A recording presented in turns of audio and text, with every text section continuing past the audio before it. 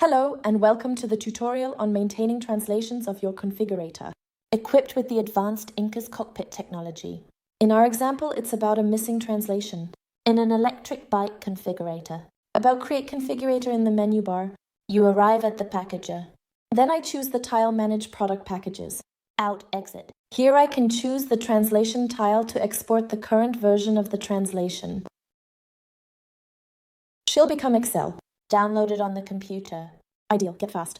To make necessary edits. After the translations have been entered and saved in the table, I import them. A new file for translation has been created for the project.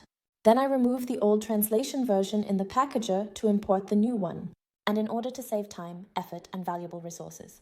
Tutorial on maintaining translations of your configurator in the cockpit with the INKAS. Thank you for watching and have fun configuring.